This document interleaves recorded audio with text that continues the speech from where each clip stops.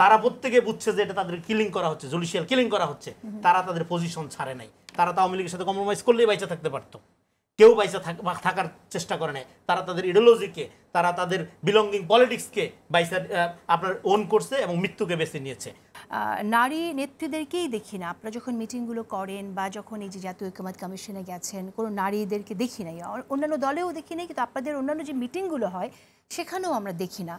বহুবারই আমি চেষ্টা করেছি যে একজন নারী নেত্রীর সাথে একটু কথা বলতে চাই, তারা কি পরিবর্তন দেখতে চায় জামাত ইসলামের, আমি কিন্তু সেই সুযোগটা পাইনি, এরকম কাউকে দেখি নাই আছেন।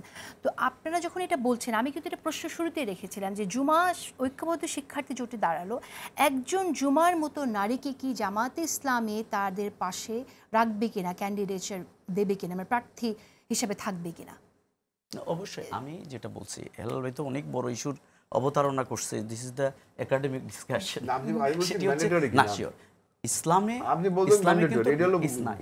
নারীদের জন্য শুনে ইসলামের যে বিধিবিধান, এগুলো আমি আর আপনি নাড়ানোর ইস্যু না। তো পর্দা কিভাবে করতে হবে, কি করতে হবে, এগুলো আল্লাহ রাসূল দেখিয়ে দিয়েছে।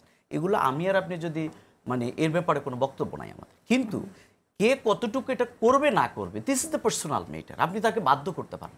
আমাদের মোটিভেশনটা হচ্ছে যে তাকে কল্যাণকর জিনিসগুলো বোঝানোর মাধ্যমে, বলার মাধ্যমে, এমন একটা এনভায়রনমেন্ট ক্রিয়েট করার মাধ্যমে আলটিমেটলি সে ওই পজিটিভ অ্যাপ্রোচের দিকে চলে যায়। দেখুন, মদ কিন্তু আল্লাহ রাসূল ওই সময় কিন্তু সব মানুষ মদ খেত, কিন্তু মদের অপকারিতা সম্পর্কে 3টা স্টেজে কিন্তু কোরআনের আয়াত নাজিল হয়েছে। প্রথমবার বললে কেউ ছাড়তো না, কারণ এত বেশি প্রিয় জিনিস ছিল।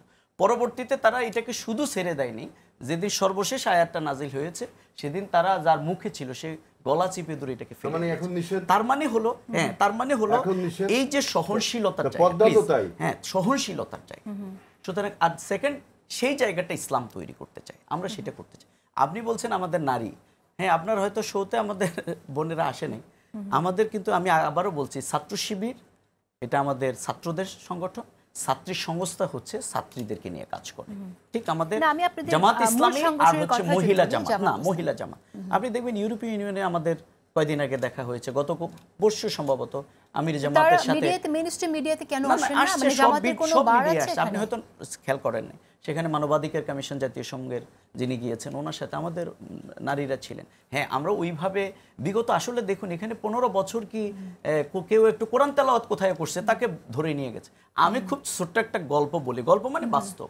সেটি হচ্ছে যে আওয়ামী লীগের এক লোক এক জায়গায় কোরআন তালিম হচ্ছে, সেখান থেকে সবাইকে পুলিশকে বলে তাদেরকে ধরিয়ে দিয়েছে। বাসায় এসে সে বললো যে তার সন্তানদেরকে বললো যে তোমার মা কই, বললো যে আম্মু তো ওই মিটিংয়ে ছিল। তখন কিন্তু দেখা গেল সে তার স্ত্রীকে যখন আনতে গেল বললো যে সে ওই মিটিংয়ে ছিল। তখন পুলিশকে বললো তাকে ছেড়ে দাও, বলছেন আপনি একটু আগে বলে গেলেন না যে যারা এখানে কোরআন তালিম করে জঙ্গি, এখন মামলা হয়ে গেছে, এখন ওখান থেকে নিয়ে আসতে হবে। আমি বলছিলাম যে এই জায়গাগুলোকে আমরা যেভাবে নষ্ট করে ফেলেছি বিগত দিনে, সেটাই কিন্তু আমাদের সমস্যার জায়গা। একটা জিনিস আমার হেলাল ভাই একটা জিনিস একটু বলতেই হবে প্লিজ, খুবই সংক্ষেপে। হেলাল ভাই যেটা বলছেন যে আমরা এখানে যেই জায়গাটা তৈরি করছি, আমি রনিবের সাথে খুবই একমত যে আমাদের ইসলামের যে এখানের অবস্থানটা, আমাদের এখানে কালচারাল যে অবস্থানটা, এগুলো আমাদেরকে কিন্তু ওপেন করতে হবে এবং এগুলো ধরেই উনি অনেক বড় একটা এজেন্ডা ওপেন করেছে, সেটি আমাদেরকে এখানে নিয়ে আসতে হবে। কিন্তু এটা জামাত বুঝতেছে না, আমাদের গালাগালি করতেছে। এক্স্যাক্টলি। সেকেন্ড আমি একটা জিনিস শুধু বলবো যে আমার কিন্তু পার্সোনাল আইডিটা ভেরিফাইড, আমাদের সব দলীয় আইডিগুলো ভেরিফাইড।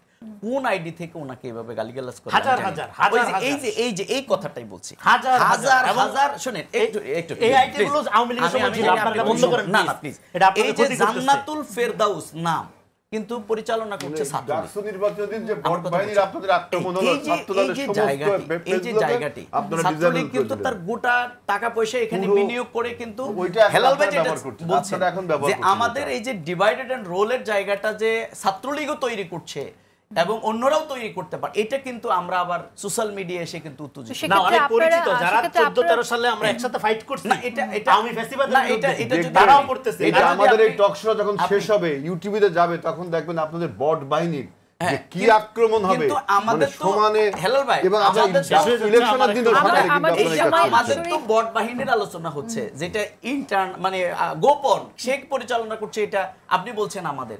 কিন্তু এই যে আপনারা যে শিবির দর জবাই কর গলাকায় এই যে এখনো এই স্লোগান এটা কোন স্লোগান দেন? এটা আপনারা গতকালকে স্লোগান দিয়েছেন। গতকালকে আপনারা স্লোগান দিয়েছেন। গতকালকে আপনারা আগে ঢাকা বিশ্ববিদ্যালয়ে গিয়েছেন। ঢাকা বিশ্ববিদ্যালয়ে নির্বাচন বর্জন করে আগে আপনি ঢাকা স্লোগান বিশ্ববিদ্যালয়ে দিয়েছেন। আপনারা আসছেন কেন? তাহলে আপনি গতকালকে বিকালে আপনারা ঢাকা বিশ্ববিদ্যালয়ের এলাকা ঘিরে ফেলছেন। কেন ঘিরে ফেলছেন? কেন ঘিরে এই যে ফেলছেন? না সেখানে তো কোনো কিছু হয়নি হেলাল ভাই। ভাই আপনাকে দুজন মিলে অস্ত্র সহ ধরাও পড়ছে। না না এটা আপনি অসত্য কথা বলছেন। এইজন্য এই যে শাহবাগের ফুল মার্কেট থেকে আপনারা এই যে হেলাল ভাই ধরছেন আপনাদের। এই যে আচ্ছা, আমাদের এই ডাকসু নির্বাচন আমি একটু আমাদেরকে এগিয়ে যেতে হবে, সময় খুবই কম। ডাকসু নির্বাচন জাতীয় নির্বাচনে কি প্রভাব রাখবে? পজিটিভ অ্যাপ্রোচ না, পজিটিভ অ্যাপ্রোচ দিকে যাচ্ছে। আলাপ করতে দেন।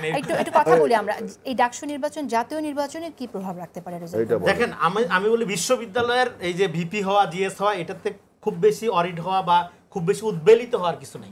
কারণ এখান থেকে সুলতান মনসুরও বের হয়েছে। সুলতান মনসুর কি নেতা দেখছেন তো আপনি, জাতির কত মহান উপকার করছে।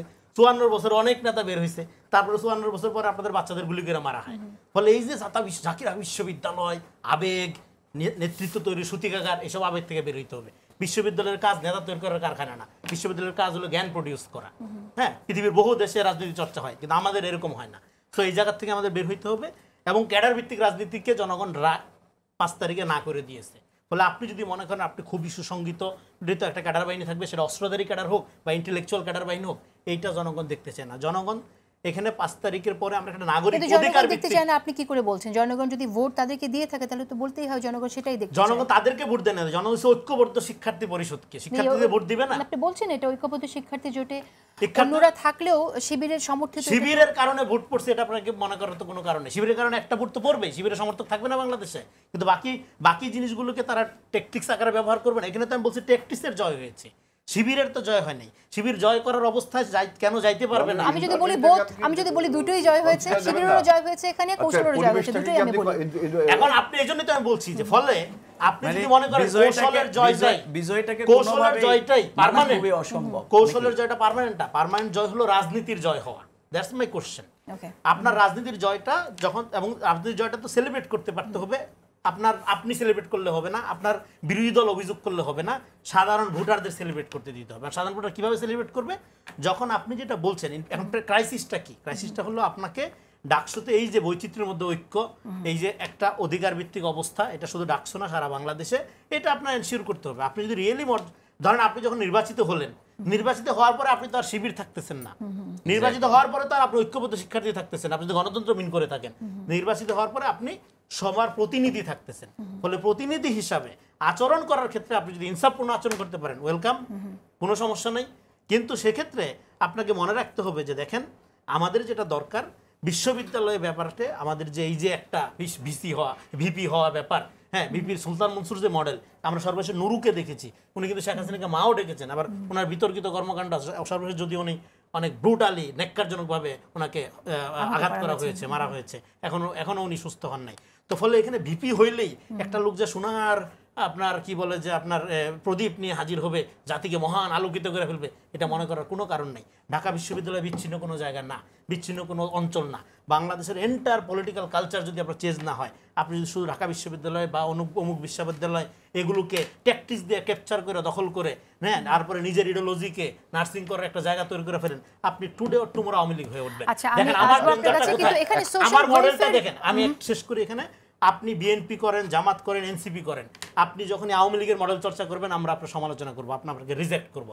এখন আওয়ামী লীগের মডেল চর্চার ক্ষেত্রে আপনি যতই ট্যাকটিক্সের আশ্রয় নেন না কেন, টুডে অর টুমরো এটা বের হয়ে আসবে। আমি রনির কাছে একটা প্রশ্ন, রনির কাছে আমি একটা প্রশ্ন করতে চাই, যে সমস্ত ব্যাখ্যা দেওয়া হয়েছে, এই যে অ্যাডভান্টেজ সিচুয়েশনে যে এই ছাত্র ঐক্য পরিষদ বা ছাত্র শিবির ছিল গত 17 বছরে, এর জন্য যে তাদের ভোটের হার বাড়ছে, এটা কি অমূলক? আমরা তো ডিসঅ্যাডভান্টেজ, আমরা তো 1 বছর ছিলাম ক্যাম্পাসে 5ই আগস্টের পরে, কিন্তু তারা তো গত 17 বছর ক্যাম্পাসে ছিল, শিবির বলেন, অন্য সংগঠন বলেন। এই অ্যাডভান্টেজ পজিশনটার থেকে তাদের এই নির্বাচনে বিজয়ের পক্ষে কি কাজ করেনি? নানা কিছুই কাজ করতে পারে, তাদের সমস্যা কি সেটা আমি বলছি। হ্যাঁ, সেটা তো সমালোচনা, সেটা তো বললাম ট্যাকটিক্সের বিজয়, সেটা তো রিকগনাইজ করতে হবে। কিন্তু প্রবলেম হলো ট্যাকটিক্সটা কি রকম হলো? দেখেন ট্যাকটিক্সটা কেমন হলো, যে আপনি সেই মাফিয়াদের মধ্যে লুকিয়েছিলেন। আমি বুঝছি, আমি বলি হেলাল ভাই, যেমন আপনি বললেন যে ইসলামের নাম ব্যবহার করছেন, কিন্তু বলছেন হেজাব ম্যান্ডেটরি না, মানে ধর্মকে আবারও অপব্যবহার করছেন। আমি এক সেকেন্ড বলি, এখানে ধর্মের ব্যাপারটা যদি আমি বাদও রাখি, দেখেন দস্তয়েভস্কির একটা কথা আছে, above all do not lie two yourself.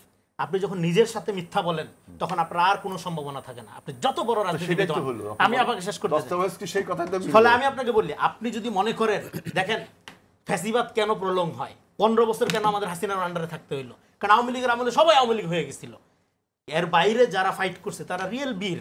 Awami লীগের সময় আওয়ামী লীগ থেকে গিয়ে, আওয়ামী লীগের সাথে মিশে গিয়ে, ট্যাকটিসের মধ্য দিয়ে আপনি আওয়ামী লীগকে শক্তিশালী করার মধ্য দিয়ে আপনি পরবর্তী সময়ে যতই বিপ্লবী ভূমিকা নেন, আপনি কোনোদিনও নিজেকে ওই জায়গা থেকে ক্ষমা করতে পারবেন তাহলে না। এখানে একটি প্রশ্ন আপনি আমার, ওই একটু রেজিমের একদম- পার্ট, একদম শেষ ওই করে দিতে রেজিমের হবে। পার্ট। এবং আমি আপনাকে বলি এই জায়গায়, সেই জন্য আপনার আত্মসত্তা হারানোর ফলে, যেটা অনেক বিখ্যাত ফিলোসফাররা বহুবার বলছে, একটা মানুষ যখন আত্মসত্তা হারায়, আপনার পলিটিক্স অফ বিলঙ্গিং, আপনার পজিশন খুব ইম্পর্টেন্ট।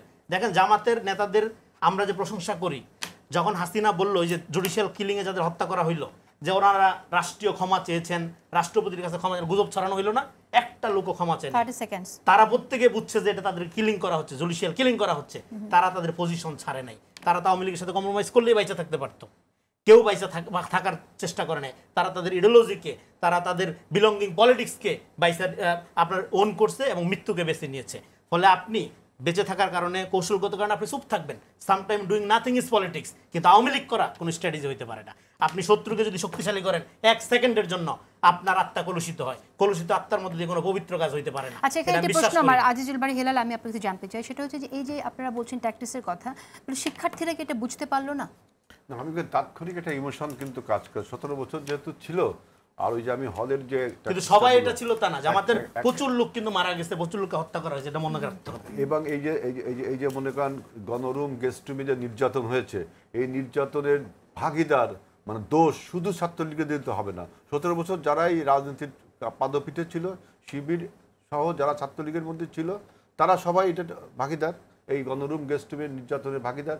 এবং আমার একটা বক্তব্য, 5ই আগস্টের পরেই 8ই আগস্টের দিকে জামাতের আমির কিন্তু বলেছে যে আওয়ামী লীগকে ক্ষমা করে দেওয়ার কথা। তার মানে আওয়ামী লীগের সাথে জামাতের যে নেক্সাস, একটা এই নেক্সাস কিন্তু গড়ে উঠছে।